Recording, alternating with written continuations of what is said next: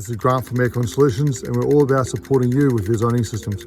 We just came out to a Zone Station 2 system that had no lights on the touch panel, and we've jumped on the roof, and this is what we found. As you can hear, it's clicking away, and I don't know if you can see the lights are just flickering.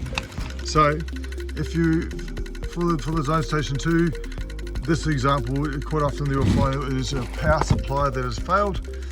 Now, click on the link above, you'll be able to find, click on the link below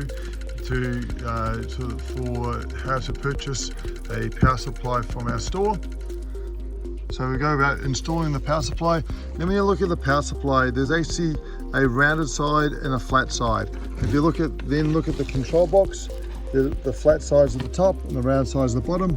So we put here, the flat side goes to the top, and we just plug that in, push it in nice and firm, so these little tabs on the side click in and fix it. Then we just reconnect the power to your GPO.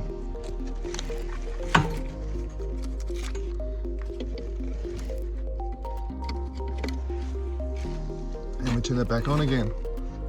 And then we've got see there's a little green light down towards the bottom, that's the system OK light. This should be, it's basically 90-10, so it should be on 90% of the time, off 10% of the time. That means the control box is in good status.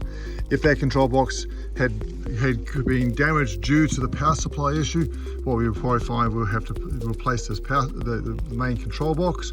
If you tap on the link below, they'll take you to our store for where you can purchase one of these from.